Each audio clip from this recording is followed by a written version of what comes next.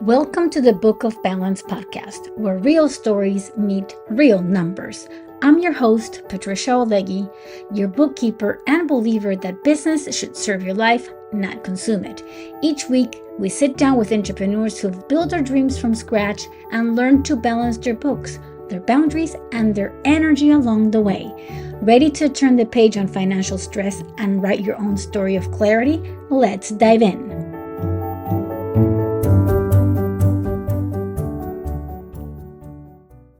Welcome back to the Book of Balance. I'm Patricia Oholeguy, and I am so glad you're here with me.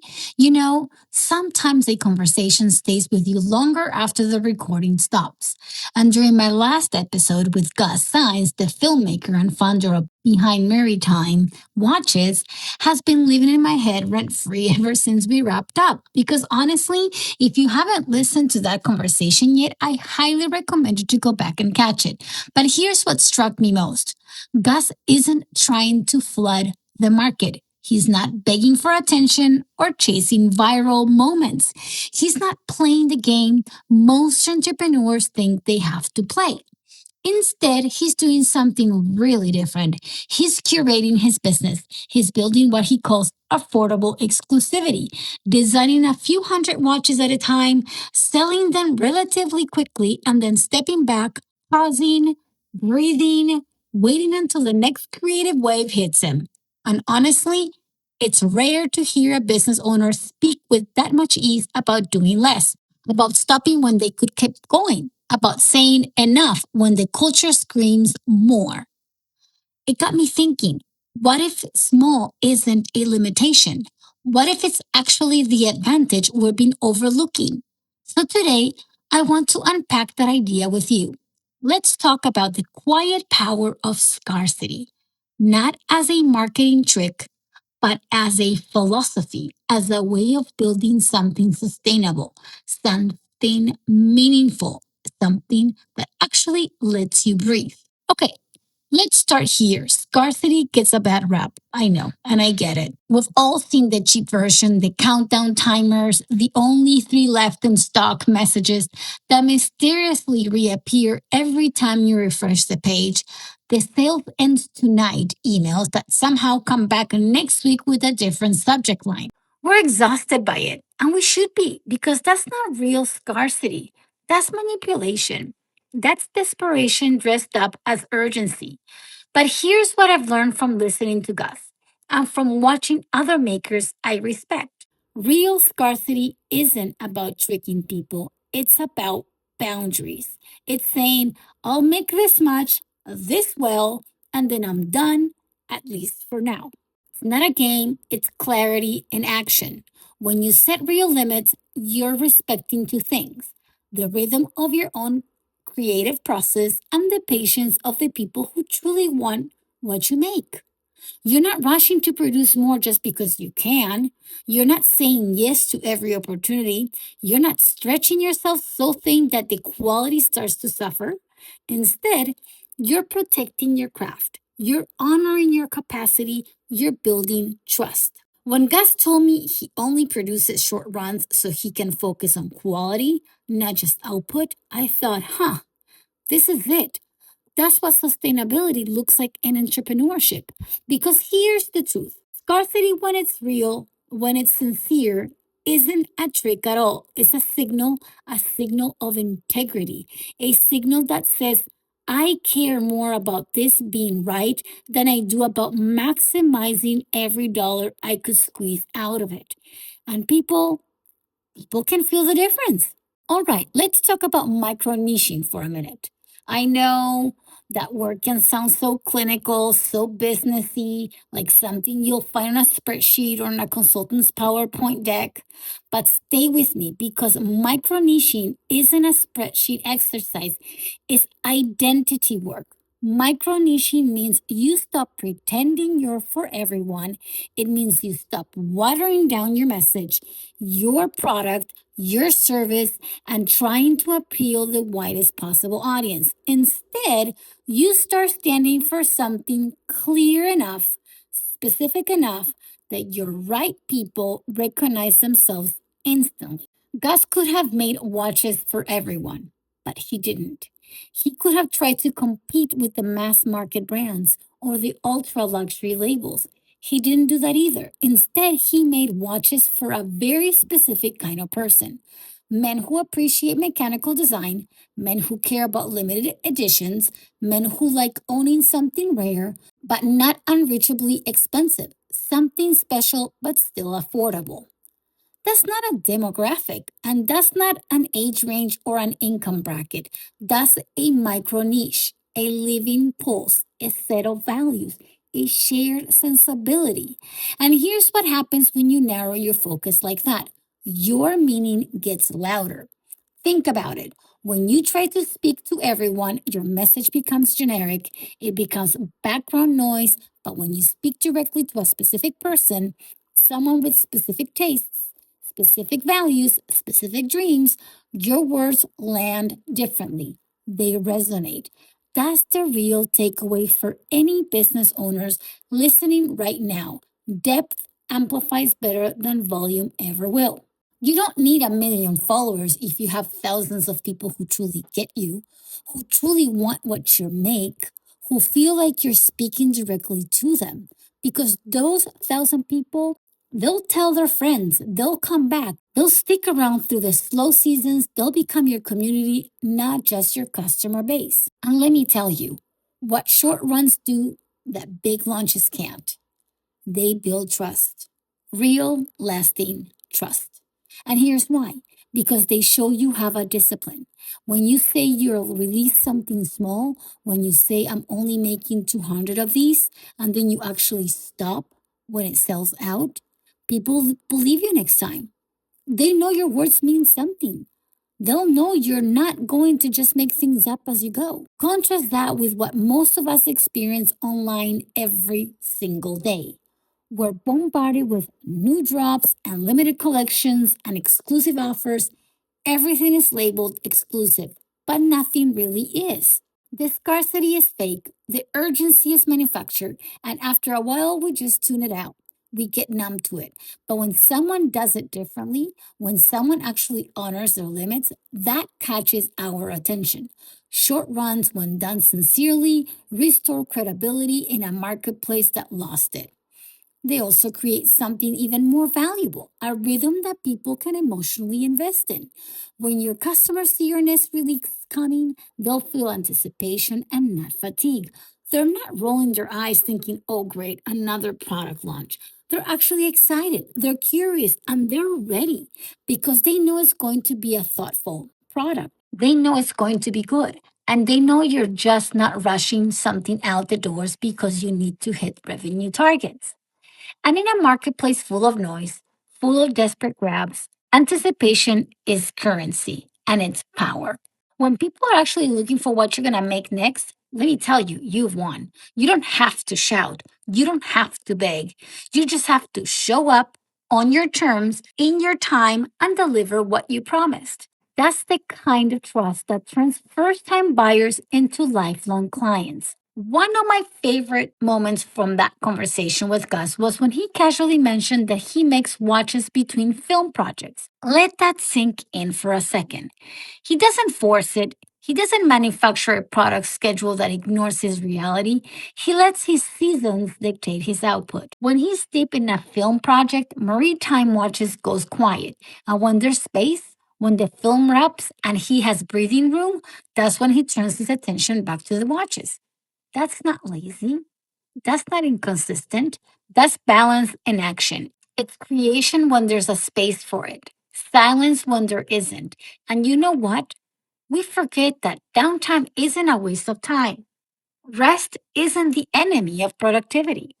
Downtime is incubation, is where no ideas form, is where your creative well refills. If you are a small business owner listening to this, especially if you're a solopreneur or running a very lean team, hear me clearly. Your capacity is a business metric, not just a financial capacity, not just your time, but your emotional, creative, and physical capacity that matters and that's real. Pacing yourself doesn't make you lazy, it makes you sustainable. And here's the beautiful thing: Short runs fit perfectly with a cyclical life. You create, you sell, you rest, you regroup. You reflect on what worked, on what didn't, what you want to do differently next time. Then, when you come back to it, you are re energized, you're excited, and you're not depleted or resentful or running on fumes. And that, my friend, that's how you build longevity, not just revenue. That's how you build a business that supports your life instead of consuming it. And honestly, that's the whole point of the Book of Balance podcast. That's why we're here all trying to figure it out, how to build something that lasts without sacrificing ourselves in the process. Now, let's talk about what happens emotionally when you limit your output, because this is where it gets really interesting. When you keep things small, people feel invited into something special. They don't feel like they're part of a faceless customer base, a number in a CRM, a metric on a dashboard. They feel like insiders, like they're part of a club, like they discovered something before everyone else did. Scarcity, real and honest scarcity, builds community. And here's why. When you have 200 buyers instead of 20,000, you can actually know them. You can remember names. You can interact in the comments, personalize thank you notes, surprise people with their little extras, and you can turn transactions into belonging. And belonging is what keeps people coming back, not discounts and not FOMO, not aggressive retargeting ads, but belonging. When people feel connected to your story, to your values, and to other people who also appreciate what you make, that's when they become advocates. That's when they'll tell their friends without you asking.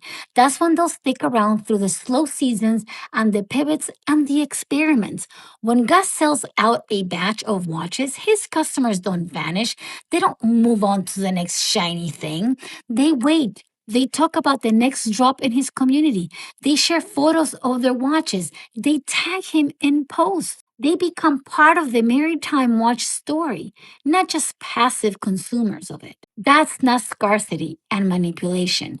That's scarcity as intimacy, as relationship, as mutual respect. And if you think about the businesses you're most loyal to, the ones you genuinely love, not just tolerate, I bet it's because they made you feel seen. They made you feel like you mattered. That's what small, finite releases allow. They create the space for real connection. And there's this beautiful paradox I want to point out. The smaller you go, the bigger your impact becomes. I know this sounds completely backwards, and I get it, but we're conditioned to think that bigger is better, that scale is success, and that you need millions of followers that matter. But think about it. Big brands try desperately to sound human. They hire agencies to craft their voice.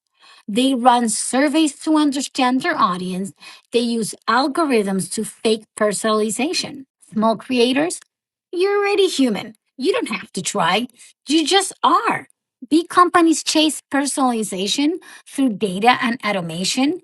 Micro brands live it by default because you're actually showing up as yourself. When you commit to a smaller playing field, you can be authentic. You don't have to perform. You don't have to fit a polished brand persona that some consultant told you would resonate with to target the demographic. You just get to be you, and people crave that. In a sea of content, in a world where everything feels manufactured, polished, curated within an inch of its life, authenticity is the rarest thing left. When someone finds a brand that feels real, they hold on to it. They don't let it go easily. And that's why small, finite releases don't limit growth. They protect loyalty. They remind the world that handmade, thoughtful, unlimited are still powerful words, maybe even more powerful now than ever before. You don't have to choose between quality and scale. You can choose quality and let scale follow naturally at a pace that doesn't break you. Now, let's circle back to Gus's phrase one more time because I think it deserves its own spotlight. Affordable exclusivity. It isn't just about the most refreshing concept you've ever heard. It says you can make something beautiful, rare, and desirable without making it unreachable, without gatekeeping, without pricing out the very people who will love it most. That balance is what our economy desperately needs more. Not luxury for the elite, not cheap for the masses, but crafted for the human middle, where value and intention meet. Scarcity, when used ethically, becomes a tool for fairness, for integrity. You don't have to overprice something to prove its quality. You don't have to overproduce to prove you're successful. You just have to mean what you make. You have to care about it. You have to stand behind it.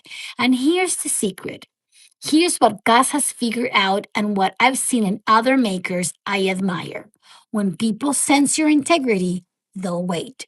They'll check back. They'll sign up for emails list. They'll follow you on Instagram. They'll ask their friends, hey, when is the next drop coming? They'll build your demand for you, not because you manipulated them, but because they trust that you make it worth their wait. That's the difference between a gimmick and a genuine business philosophy. One creates short term spikes, the other creates sustainable momentum. And if I can be really honest with you for a second, this is the model I want to see more of it in this world. This is what I want my own business to embody. This is what I encourage my bookkeeping clients to think about when they're building their pricing, their packages, and their boundaries. Not how much can I extract, but how much value can I create? And how can I do it in a way that respects both me and the people I serve? That's ethical business. That's heart centered entrepreneurship. And that's the balance we're all searching for.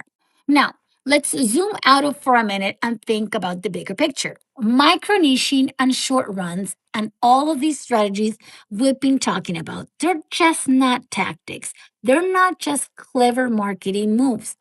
They're philosophies. They're statements about how we want to spend our energy, about what kind of impact we want to leave. When you create something in small, intentional batches, you're saying something to the world. This isn't disposable. This matters. I put myself into this. And that, my friends, is a legacy work. Legacy isn't about scale. It's not about how many units you sold or how many followers you have or whether you got acquired by a bigger company. Legacy is about meaning. It's about what you stood for. It's about who you helped and how you made them feel.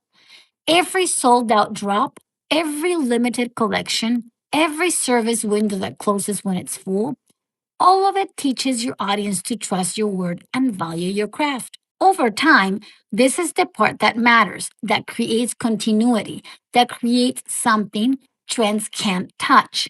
When people see your next launch coming, they know exactly what to expect. Honestly, quality, boundaries, and consistency.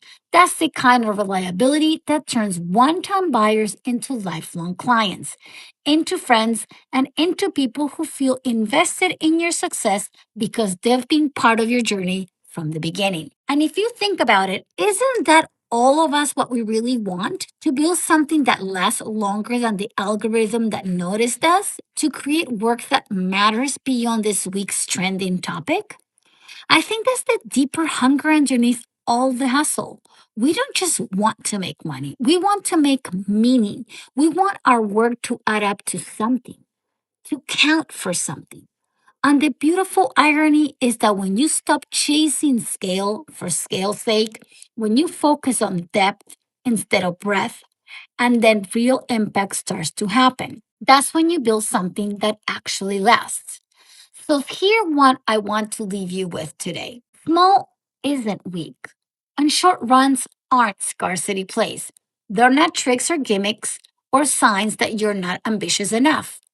They're acts of respect for your time, for your craft, and for your customers' attention. In a world obsessed with more, the bravest thing you can say is enough but done well.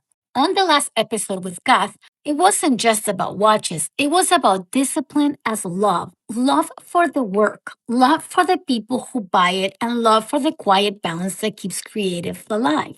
So, as you build, as you launch, as you grow, I want you to remember this. Meaning expands when you narrow your focus. Demand grows when you protect your edges. And peace comes when you stop fighting the natural rhythm of your own seasons. Thank you again for listening to the episode here today. If this resonated with you or with someone that you know, please send this message or this podcast to someone you know. And if you haven't already, go back and listen to the conversation I had with Gus Sainz. It's an incredible episode, and I'm sure you're going to love it. And until next time, keep finding your balance, and I'll see you on the next episode. Thank you for joining me for today's episode of the Book of Balance podcast. I hope you enjoyed our conversation and found value in the insights we shared. Make sure you subscribe so you never miss a future episode. And as promised during the show, you'll also find a link in the description with today's guest information, website links, and all the mentions we talked about during the episode. And if you're a do-it-yourself entrepreneur, you can join the Clarity Compass method at claritycompassllc.com. It's a monthly subscription where business owners like you dedicate just 1 hour each week to work in their books, get their questions answered, and stay consistent with their support of a community committed to financial clarity. Now, if you'd like to connect with me personally, head on to my website, oholeguy.com, to schedule your complimentary 15-minute consultation. It's the perfect way to get your personalized bookkeeping questions answered and explore how the white glove services can support your business. And on the last note, remember, we are not lawyers or financial advisors. Everything shared here reflects our professional opinions and is provided solely for educational purposes and entertainment purposes only. So thanks again for listening, and until next time, keep your compass set on clarity.